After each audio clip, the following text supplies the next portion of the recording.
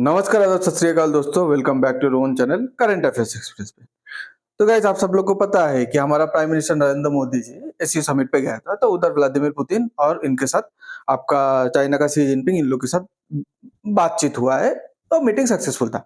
उसके बाद चाइना का विक्ट्री डे पैरेड था। मोदी जी वापस आ गए थे इंडिया, पर बहुत सारे लीडर रुक गए थे।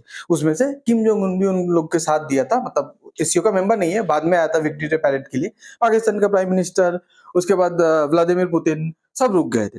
तो व्लादिमीर पुतिन ने एक इंटरव्यू पे कहा, can't talk to India China like that, Putin colonial era jab at Trump. तो व्लादिमीर पुतिन क्लियरली ट्रम्प को बता दिया कि आप ये मत सोचिए कि इंडिया चाइना आपके, मतलब आपका वेस्ट का जो थिंकिंग था ना कि हम लोग का तो पुराना कॉलोनी है, ये हम लोग इसके ऊपर राज करते हैं, हम लोग तो डोमिनेट करेंगे, हम लोग का गुलाम है। तो इसी मेंटालिटी को रख के आप इंडिया चाइना के साथ ऐसे बात नहीं कर सकते। तो आज के डेट पे देखेंगे, ये जो ट्रम्प का जो भी एडवाइजर है, जो भी अमचा चमचा चमचा लोग है, तो उन्होंने उनको जब भी मतलब मन पे जो भी आता है, माइंड पे जो भी आता है, इंडिया चाइना ये किसी भी कंट्री के लिए बता देता है।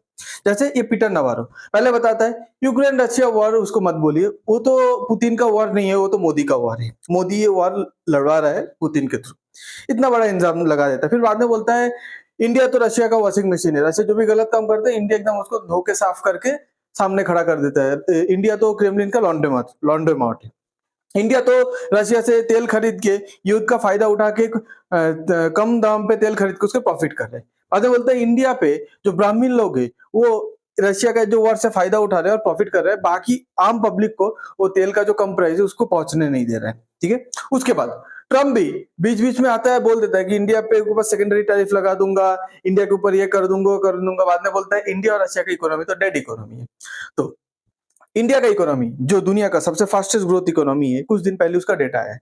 इंडिया का इकोनॉमी जो पूरे दुनिया का थर्ड लार्जेस्ट इकोनॉमी बनने जा रहा है, आज के डेट पे फोर्थ लार्जेस्ट इकोनॉमी है, तो उनको बताया जा रहा है डेड इकोनॉमी। इंडिया का इकोनॉमी जो पीपीपी, परचेसिंग पावर पैरिटी के हिसाब से थर्ड लार्जेस्ट है पूरे दुनिया पे, ये थर्ड लार्जेस्ट है, उसको बताया जा रहा है डेड इकोनॉमी। ठीक है।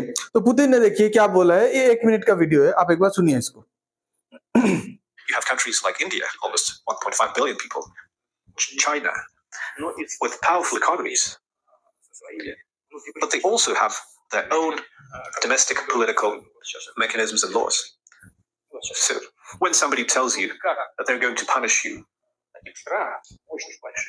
you have to think, how can the leadership of those countries, of those big countries, which had difficult periods in their history too, that had to do with colonialism, with attacks on their sovereignty during prolonged periods of time, you have to understand that if one of them shows weakness, his political career will be over. So that influences his behavior.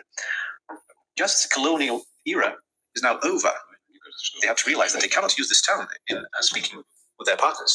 But ultimately, देखिए बोला कि waste जैसे US है, जैसे अपने partners बोलता है India China को, फिर ऐसे बात करते हैं, ऐसे बात नहीं कर सकते। इंडिया चाइना दूसरे का गुलामी करके आए, इन लोग कॉलोनियल का मतलब इन लोग कॉलोनियल हिस्ट्री है, ब्रिटिश ने इन लोग के ऊपर राज किया है। तो इन लोग आज स्वतंत्र को सबसे ज्यादा वैल्यू देता है, इन लोग आज के डेट पे इंडिपेंडेंस को सबसे ज्यादा वैल्यू देता है। अगर आज आप अपना पार्टनर बोल के उन लोग को अगर मतलब इंडिपेंडेंट नहीं फील कराएंगे, उन लोग को अगर डिपेंडेंट फील कराएंगे कि हमारे ऊपर तुम डिपेंडेंट हो, हम जो बोलेंगे ऐसे करोगे, हम जो फॉरेन पॉलिसी बताएंगे ऐसे करोगे, तो ये सही बात नहीं है। उन लोग कभी ये टॉलरेट नहीं करेगा।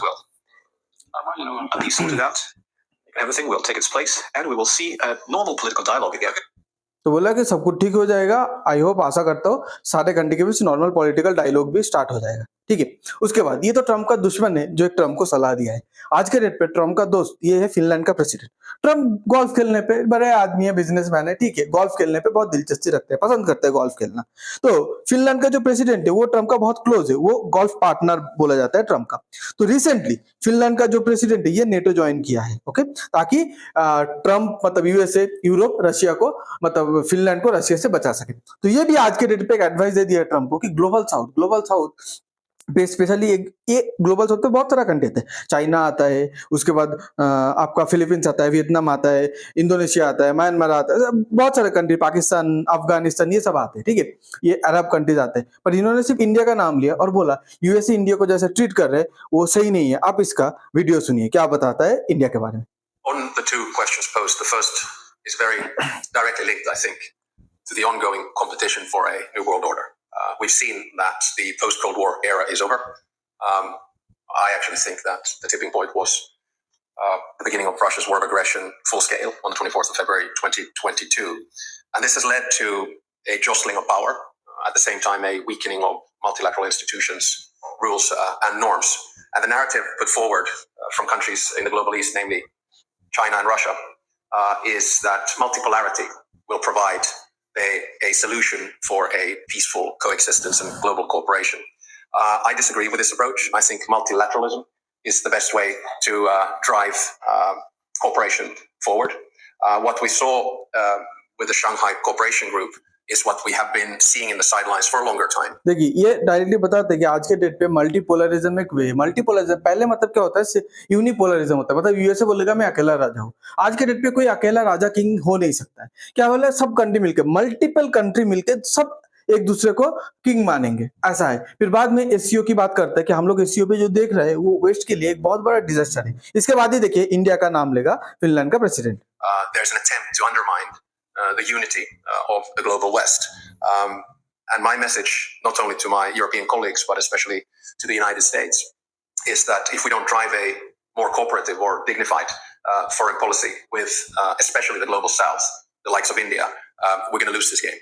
So I think देखिए global south the likes of India मतलब हम लोग को इंडिया के साथ एक रेस्पेक्टफुली बात करना चाहिए ग्लोबल साउथ स्पेशली इंडिया के साथ रेस्पेक्टफुली बात करना चाहिए नहीं तो हम लोग ये गेम को हार जाएंगे गेम मतलब क्या है आज के डेट पे सबको पता है कि एशिया उभरता हुआ पावर है अगर आप एशिया के साथ अच्छे से रिलेशन मेंटेन करके रखेंगे तो आपका ग्रोथ होगा पहले क्या होता था पहले एशिया बोलता था यूएसए और यूरोप उभरता हुआ पावर है मतलब बूमिंग इकोनॉमी है उन लोग के साथ हाथ मिला के चलता था ताकि अपना तरक्की हो सके आज के डेट पे पूरा पासा पलट चुका है इसलिए बोलता है गेम पे रहना है तो एशिया के साथ ग्लोबल साउथ के साथ मतलब जो मेनली एशिया को डिनोट करता है मेजरली ओके और इंडिया के साथ एक रिस्पेक्टफुल मैनर पे बात करना पड़ेगा in China on Sunday and Monday is a good reminder to all of us in the global West what is at stake. We're trying to preserve the remnants of the old order, and that's what it's all about.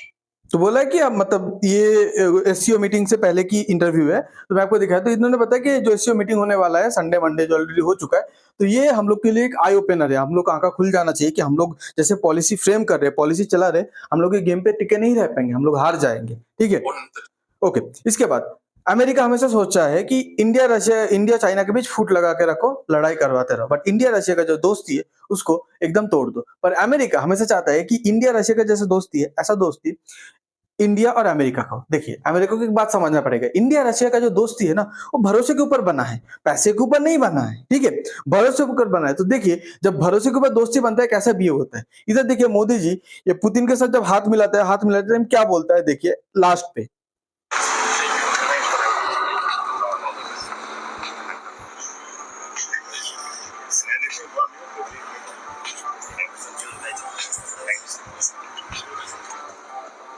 देखिए बाद में क्या बोलते हैं आपने सुना if there is anything for me let me know मतलब आपको अगर कुछ चाहिए इंडिया से हम लोग को बताना मतलब पूरा खोल के मतलब दिल खोल के दे दिया क्या चाहिए बताइए हम लोग दे देंगे ऐसा दोस्ती रखा है अगर यूएसए चाहता है कि इंडिया भी उनके साथ ऐसा रिलेशन रखे उसके लिए इंडिया का भरोसा जीतना पड़ेगा ठीक है उसके बाद देखिए आज के डेट पे एशिया के बात जो मैं कर रहा था एशिया उभरता हुआ पावर ये शायद डोनाल्ड ट्रम्प को नहीं समझ में आया रहेगा जो बाइडेन को थोड़ा बहुत समझ में आता रहेगा क्योंकि जो बाइडेन वाइस प्रेसिडेंट था जब बैराक ओबामा प्रेसिडेंट था तो अमेरिका का जितना सारा आपको हमेशा बता दो प्रेसिडेंट है सबका एक नीति था इंडिया के साथ रिलेशन अच्छा होना क्योंकि कल का उभरता हुआ पावर एशिया है और एशिया पे चाइना आज के डेट पे डोमिनेट कर रहे हैं ये बहुत सच बात है चाइना को अगर कंटेन करना है दबाना है तो इंडिया है तो इसीलिए ओबामा 2012 पे अपना कार्यकाल के 1-2 साल पहले खत्म होने से 1-2 साल पहले एशिया का बड़े बड़े कंट्री पे विजिट करता था और उसके साथ दोस्ती स्ट्रॉन्ग करता था क्योंकि उसको पता है कि एशिया आज के डेट पे सबसे रैपिडली ग्रोइंग रीजन है ये यूएस मानता था ओबामा के राज पे देखिए यूएस क्या मानता था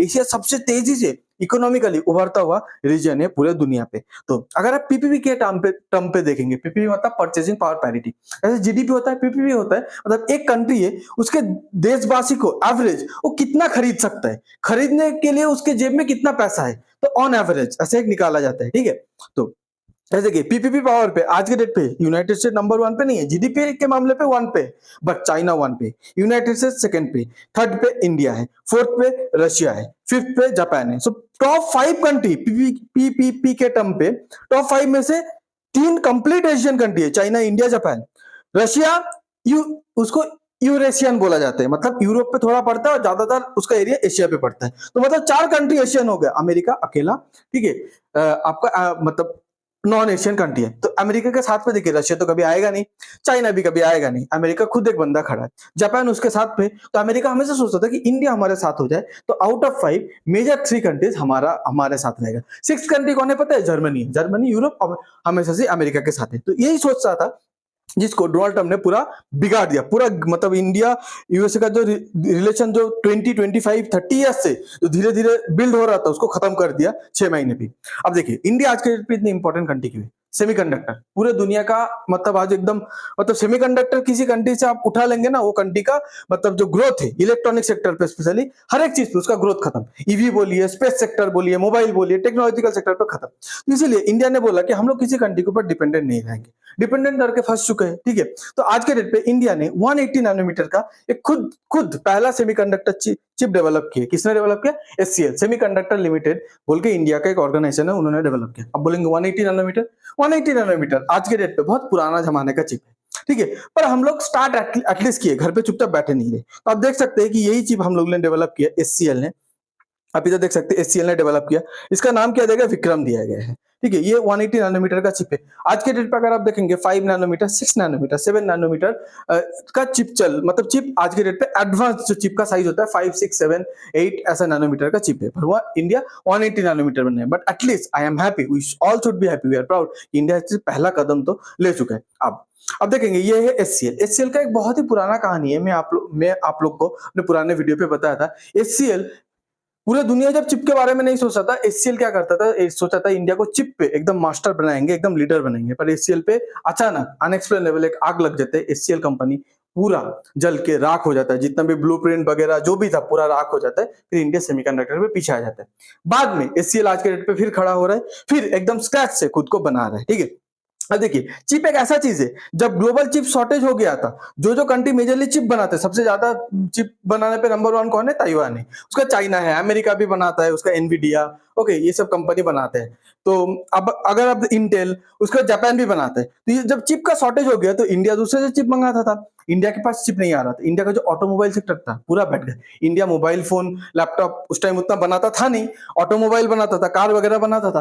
तो कार पे भी सेमीकंडक्टर चिप चाहिए रहते हैं। पूरा ऑटोमोबाइल का मैन्युफैक्चरिंग ठप पड़ गया। डिमांड है पर कार बन नहीं पा रहा क्योंकि चिप नहीं है। इसीलिए इंडिया आज के डेट पे ये मतलब ठान लिया है। अब देखिए, ताइवान सबसे बड़ा कंट्री है चिप बनाने के बारे में। बट आप सब लोगों को पता है कि चाइना का हमेशा मंशा रहता है कि ताइवान को कैसे कैप्चर कर लो। कल के डेट पे अगर ताइवान के ऊपर हमला हो जाए तो पूरे ग्लोबल पे चिप शॉर्टेज हो जाएगा। तो फिर इंडिया जाएगा कि इसके पास हाथ फैला के भीख मांगेगा। इससे अच्छा इंडिया सोचा है कि हम लोग भले ही बहुत लेट स्टार्ट करें, बहुत पीछे पुराना टेक्नोलॉजी से स्टार्ट करें, बट एटलीस्ट हम लोग स्टार्ट करें। ठीक है, तो बहुत खुश हूं इंडिया एटलीस्ट स्टार्ट कर दे। अब ये जो 180 नैनोमीटर चिप बनाई है, जनरली सैटेलाइट पे लगता है। ठीक है, हम लोग का फोन छोटा डिवाइस होता है, छोटा एकदम 7, 8, 9 नैनोमीटर का लगता है। सैटेलाइट बड़ा होता है, 180 नैनोमीटर का लगता है। तो ये सैटेलाइट के लिए भी हम लोग सेमीकंडक्टर चिप बाहर से मंगाते थे। मतलब आज के डेट पे एटलीस्ट हम लोग अगर कोई चिप सप्लाई करना बंद कर दे, शायद ऑटोमोबाइल सेक्टर थोड़ा ठप पड़ जाएगा, इलेक्ट्रॉनिक सेक्टर थोड़ा बहुत उसका मैन्युफैक्चरिंग का जो पेस है वो कम हो जाएगा। बट जो सैटेलाइट, जो स्पेस सेक्टर है, उसमें हम लोग को दिक्कत नहीं होगा क्योंकि हम लोग उसका चिप ऑलरेडी